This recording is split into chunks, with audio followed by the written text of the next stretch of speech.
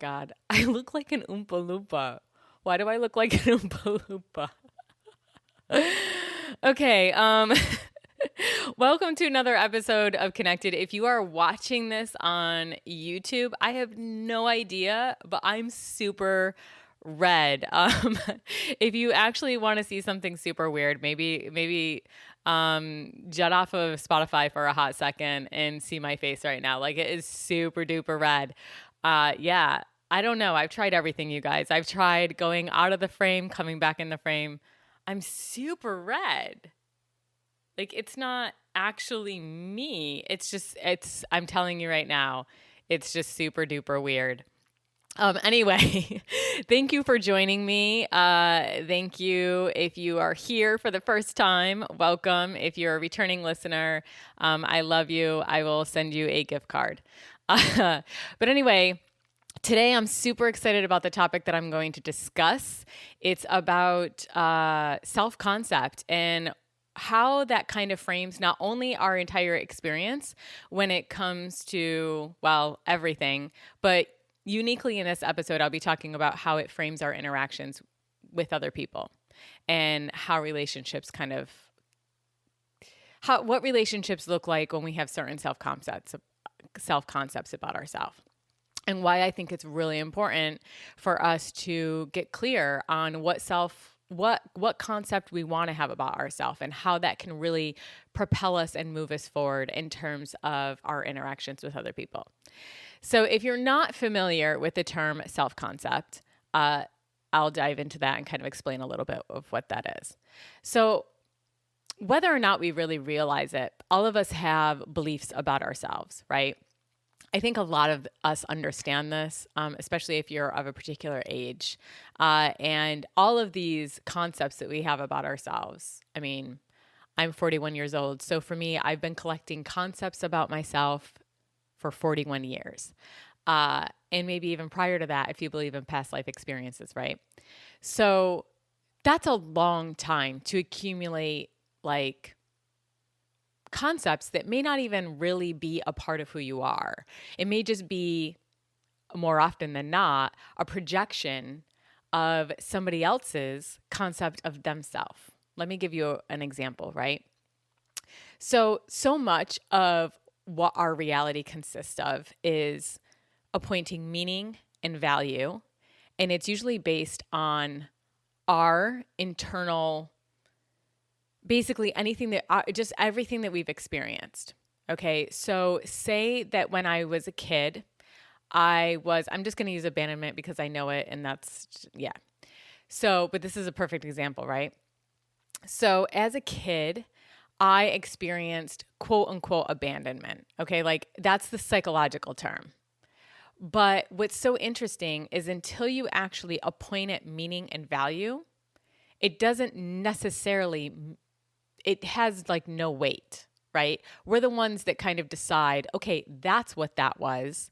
And it has this much value or this little value. And for me, what was really interesting is I was participating in projections. I was participating in behaviors that, well, no, we're just going to call them projections. So essentially, because I kind of got used to people leaving my life, or because I got it in my head that like I wasn't worthy because people weren't there for me. Okay. And so then what continues to happen is it doesn't matter who comes in and out of your life, right? Like it doesn't matter who comes in. Just because it's a part of your trauma, because it's a trigger for you, you are actually going to find, even if that person is completely level and doesn't really have any avoidant patterns, you're going to find where they are abandoning you. You are going to project them on that so much that you're literally seeking it out of them. You're drawing it out of them. Or let's say this, they may do a behavior that doesn't necessarily mean that they're abandoning you or avoiding you, but because those are the goggles that you're wearing, that is what your experience is, right?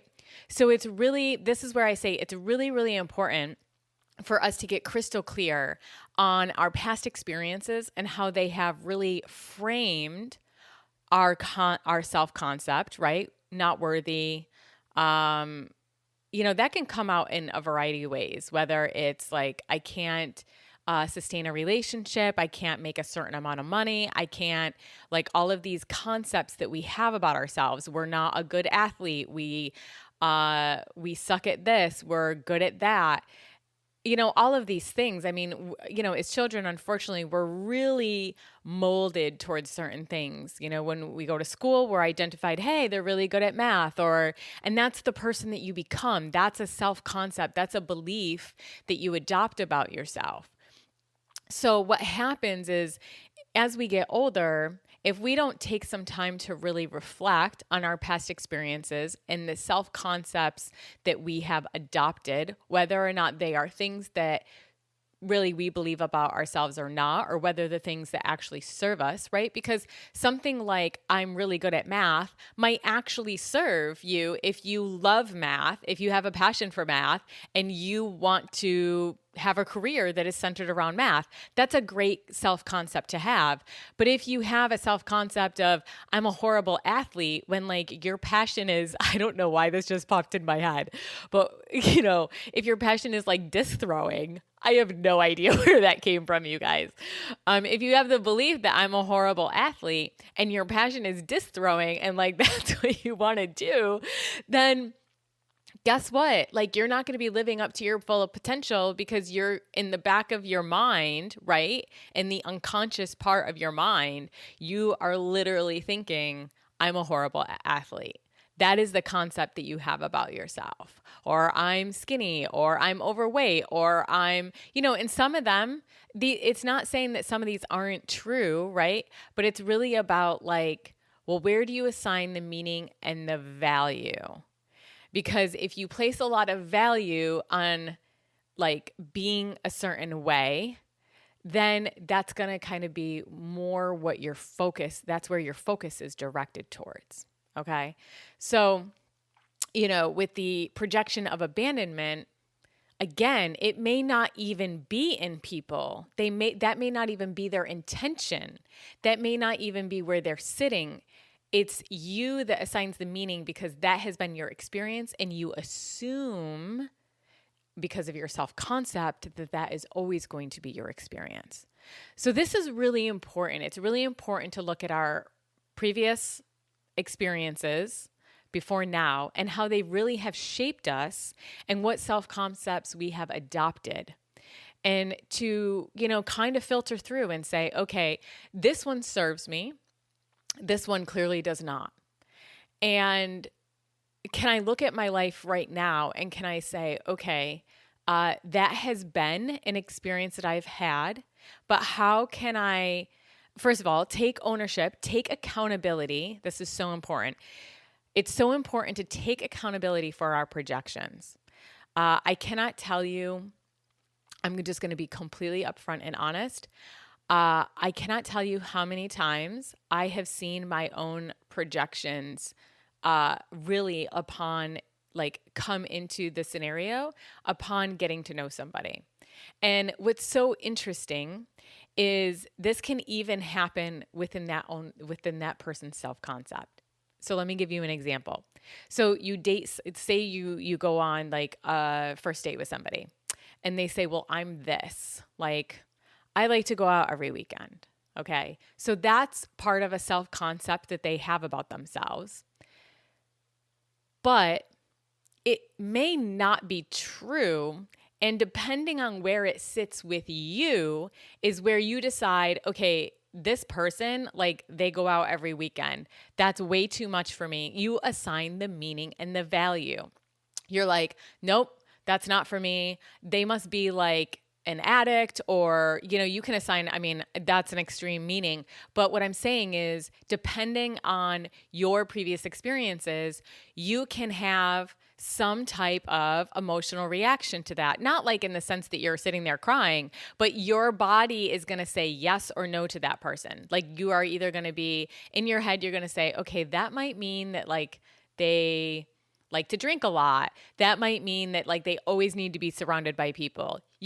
we are making so many deductions and writing so many stories about everything in our lives. And so it's really important to start taking accountability for where we're doing that, where we're writing those stories. And also, simply just because they said that they like to go out every weekend. Like, unless we really inquire more, unless we, ask them more questions, we really can't know what they mean by that. And I think so many times we just are literally projecting our own experience onto another person, and that's what we see. And so I think it's really important to start going through and saying, okay, this has been my previous experiences, and these are the self-concepts that I've kind of adopted because of that. Which ones serve me? Which ones don't? How can I change those? And also, can I start to become more aware and take accountability for my projections in those moments? Or even like writing stories and assigning meaning and value to something that doesn't need to necessarily have an assigned meaning and value at that time. So what I see happen a lot is like with coaching, right, is people will want something. Okay, so because I help a lot of people manifest things. So, I'll see somebody want something. They want something to happen. Let's just say they want $1 million, because that's like the easiest thing to go to, right? It's always money. So they want $1 million, and they, realize, obviously this is kind of the easiest part, right? They can look at their past experience. They can say, okay, my parents were this way or my parents were that way. So that is how, that is what has contributed to my own self-concept and my belief systems around money, right? The money mindset and all of that. And this is how I recognize that it's not serving me. But I also have to take accountability for my projections. And what does that look like in that type of situation? So I'm going to I'm going to zero in here. So this is where I feel like so much like this is where like I intervene in life. So when it comes to coaching. So a lot of the times a person will be like going along and they're like, okay, I said that I want this. I let it go. I'm having non-attachment to the outcome. It's there. I'm just believing that it's done. I'm just, in that kind of space of it's done. I don't need to worry about it. Like my desire is heard. That's where I'm going. But then what starts to happen is like bills start trickling in, or something in their physical reality starts to reflect to them that their desire isn't going to come to fruition. And this is where usually they call me and they're like, hey, so life just got worse, not better. Here I am wanting this thing. And it's not that they're like pining over it or anything like that, because, I set up my clients to make them understand like, hey, you can't be sitting there thinking about this 24/7. When you have doubt, like you can affirm, but you don't want to be like sitting there obsessing over $1 million because you're in a lack state. So we always want to, I know that I'm going all around the bend here, but you always want to be in a state of fulfillment in order to receive anything in your life. Like you need to be in a state of fulfillment. So they're in that state, but then what's so interesting is they'll be going along, they're great in that state, and then they see something in their physical reality that throws them off. And so they get thrown off of that state, right? It causes instability in them. And then they start to fear and doubt whether or not the thing that they desire is going to come to fruition. And this is so important because it happens all the time. And that is where I come in and I usually say, hey, circumstances don't matter. Like, don't pay attention to what's happening. It's not that you can't pay attention to what's happening, because that's like really difficult. Like I can't sit there and be like, yeah, just abandon the present moment, even though I just told you like repeatedly, hey, be present. So no, you can't abandon the present moment. You can sit there and you can feel it. But again, it's almost like if you're assigning it so much value and meaning, unfortunately, what people don't realize is that is what you continue to see. That's what you continue to generate. So let's use this in the application of a person that you're about to date. Say that, again, we're going to just use the abandonment issue. Say that you have somebody that you're interested in, and you go on a first date, and they actually, from the first date impression, like they seem like a really cool person, a person that is not avoidant in the sense that, I don't know, maybe you don't discuss this on the first date. So say that we're to the third date and you start asking, how do you resolve arguments or things like that, wherever you are. I know third date is even early, but let's just be honest. Like, you're sitting there and you're asking them, how do you resolve arguments? And all the answers that they're giving you seem completely like legit and healthy. And you're like, okay. But then fast forward, like, I don't know, let's just say a few weeks or whatever, you go and you text them and they don't reply within a few hours. You start to associate. You're already, I guarantee, honestly, like, if I know anybody that has like any type of abandonment history, usually you're like writing stories within like the hour. You're like, oh, what's going on? Are they losing interest? All this stuff. And we literally do this so early. It's part of self-sabotaging, which I'll get to later in the season. But when you're writing all these stories, you're literally starting to create your own reality because you're projecting your previous experiences onto the current experience. And guess what? Guess what happens when that happens? Your past becomes your present.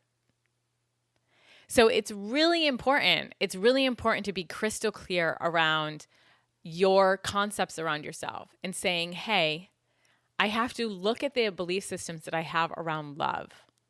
Is it difficult? Is it hard to find? Are there no options on Tinder? Is meeting people like just a ton of work? I just hear so many people say, dating is so hard. It's just so draining. Getting to know new people is so draining. And when we say that, which I'm guilty of it too, we have to be really, really conscientious that's literally what we're bringing. That's what we can be bringing to the experience if we're not careful, right? Because any stories that we're writing in our head, whether it's a self-concept or whether it's a meaning, it becomes your reality. And so it's really important to get down to the nitty-gritty of, what do I believe about myself? Do I believe that I'm actually worthy of love? Do I think that I'm actually worthy of having a stable relationship? Do I actually believe that I am capable of having a stable relationship? All of these, these ideas that you may have about either yourself, life, or another person really play into the reality that you experience. And unfortunately, from what I find more often than not, is that we really don't want to ask ourselves the really difficult questions, which really comes down to, I need to own this. Like, there is some accountability that needs to happen here.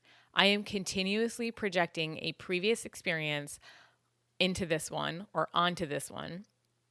And so when it fails, when it falls apart in the way that things always fall apart, I need to say, hey, like, why am I always perceiving that? And, I discussed this in the previous season, where our perspective is our reality. So we really have to get clear. We've got to get clear. And I think the most important thing to do to kind of like start with is not only are reflecting on, well, really it is reflecting on your self-concept. And because that usually includes like, hey, like, do I really feel worthy of this thing? And if not, okay, why? And kind of just evaluating,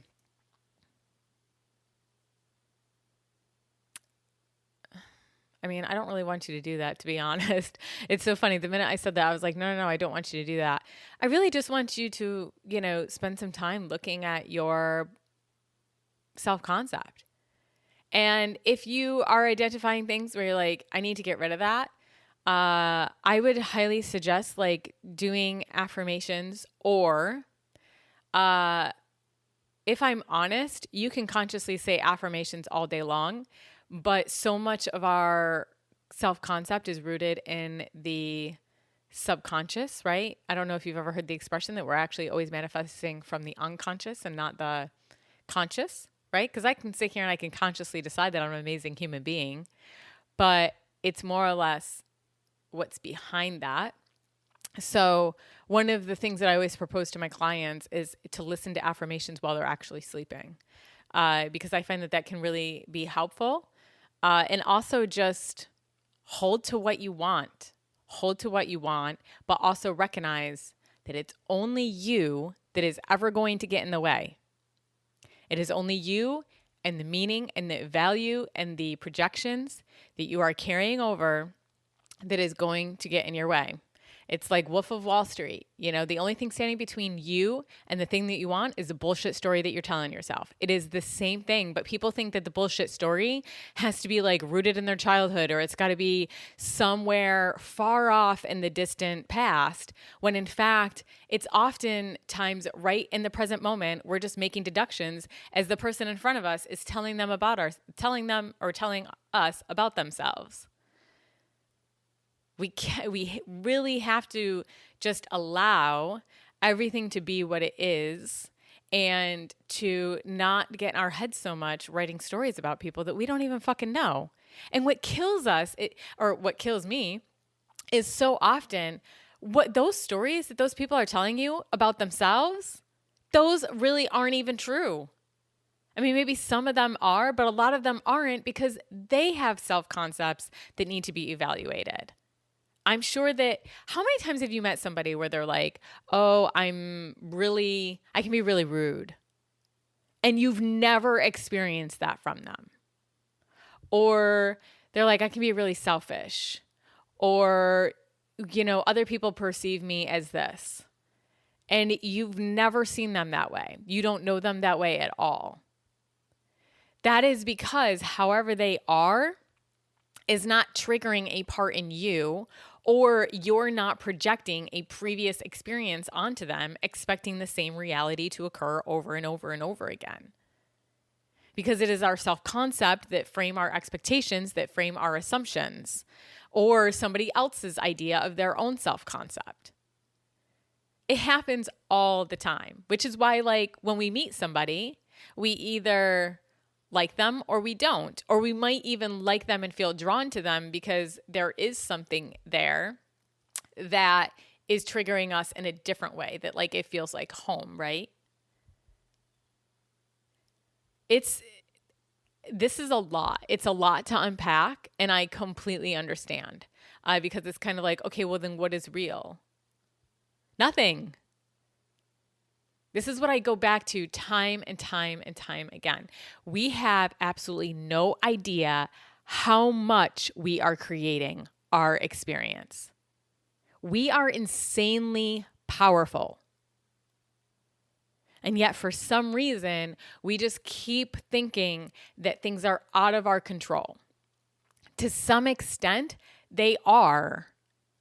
But in the way that life is unfolding in front of you, and that you were not the initial person to push over the domino, but you have, okay, so there's the creator that pushed the first domino over, right? And then we just have this sequence of events, and that is the unfolding of life before you.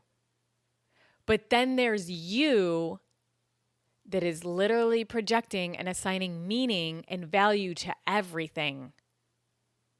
And you choose what to focus on, and you choose what not to focus on. But just know that whatever you focus on, you get more of. You get more of. So if you are insanely concerned about money, what you are in the present moment is what you are going to be in the future. People always want to know, how do I get from point A to point B? Are you it right now?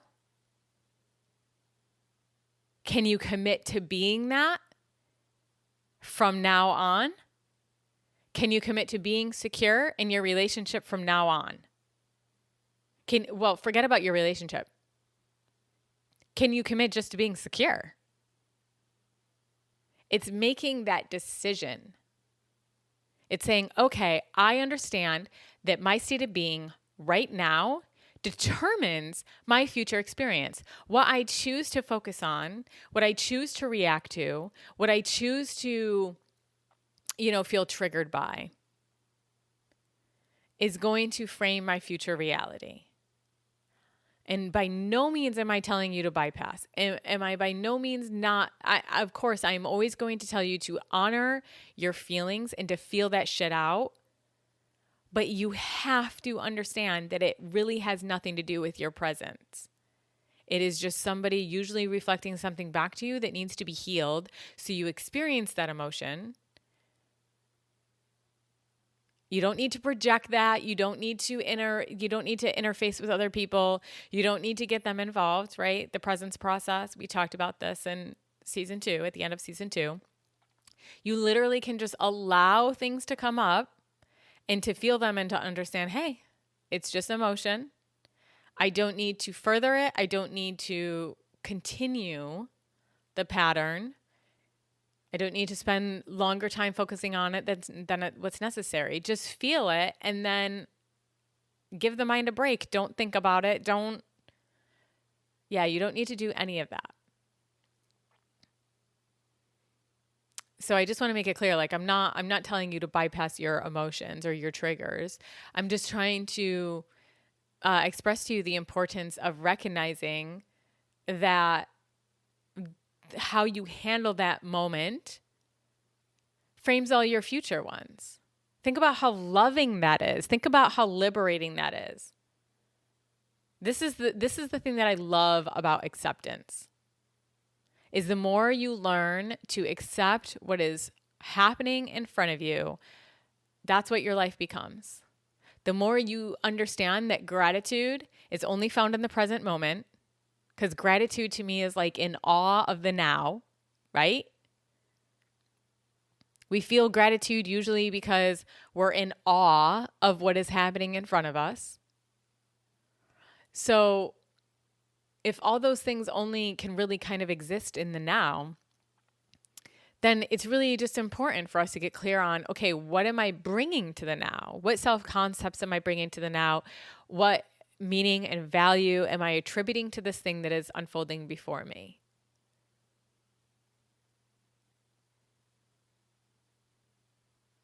Because that is literally what gets you to the relationship that you actually want. Which I think is one of stability, which you have to be on your own. And one of unconditional love, which again, you have to provide and understand. I have that within me. I can give that to myself. I'm going to give that to myself. Regardless if anybody else ever reflects that back to me, 2 things that I'm always going to give myself. A stable state of being, which is basically peace, and unconditional love, which is basically acceptance. It's a beautiful thing when you can build from that place. Because then you can kind of see relationships as a place of enjoyment rather than a place of fulfillment. But I urge you to go on that journey and say, who am I? Like what are the belief systems, the concepts that I'm holding about myself? Which ones do I want to be true? Which ones do I want to get rid of? And how can I shift?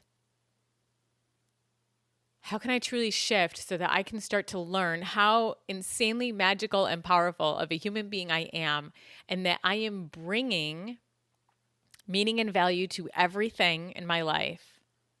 And that is creating my entire reality.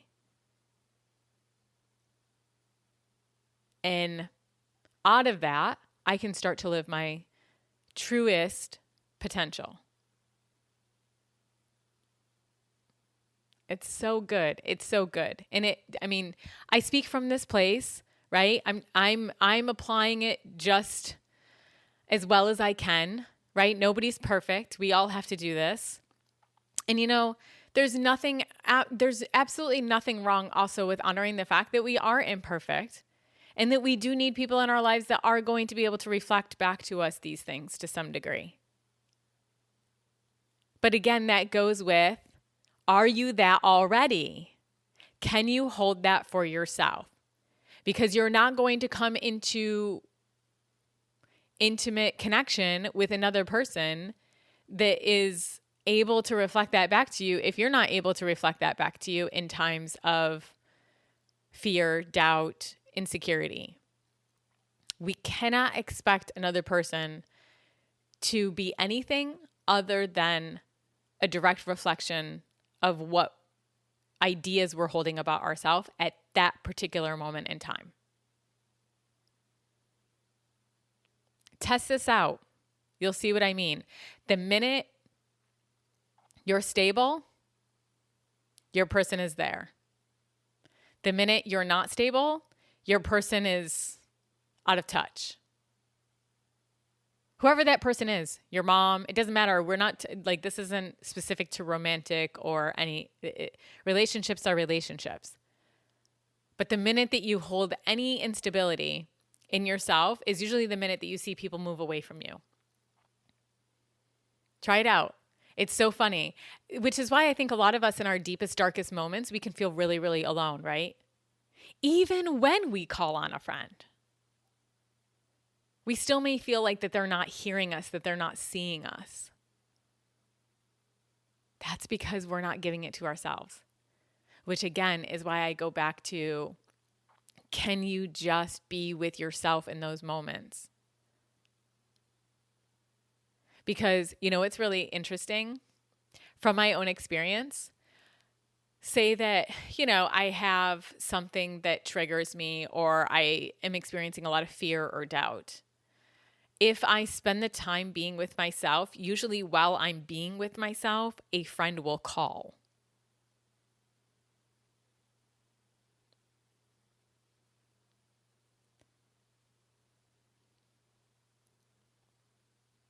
It's usually when you don't need it, then it arrives.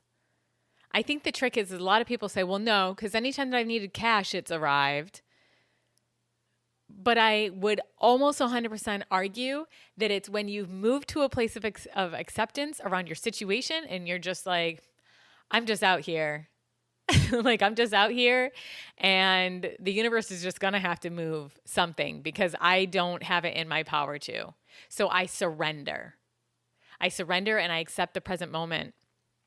I accept that this is what is happening to me right now. And so I think a lot of people are like, oh, well, I got money like just in the nick of time. Because that nick of time is often usually the place where you're just like, I'm at a loss. I have no idea. I've tried everything. I hear that all the time. I've tried everything. I've applied for so many jobs. I've done this and I've done that. I've tried it all. And they're just like, so I give up because it's not working. And the minute you give up, the minute you give in. You're giving in or you're leaning in. You're leaning into what is. So anyway, okay, I know that this was probably a little confusing. I hope that I was able to kind of like round it out and revisit and come back. It can be quite a journey though. If you start to play with it, it's so fascinating. It's so fascinating when I see, it's so fascinating to me how I see the universe constantly just reflecting back to me my own state of being. So I think it's amazing just to see that because you realize you're like, damn, okay, I'm literally at the helm.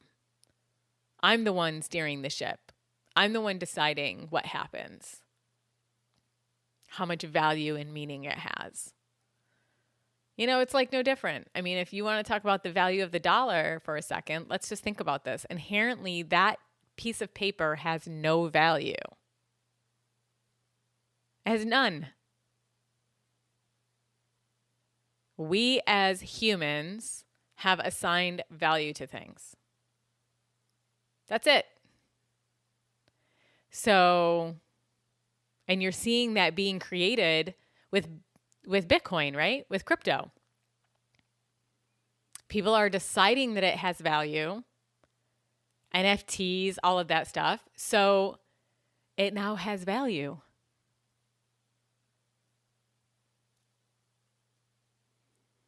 It's amazing. It's amazing. We truly are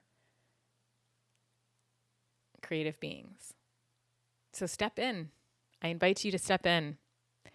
Okay, guys, I'm going to end this there. I love you. I hope you are well. And until next time, I hope you stay connected.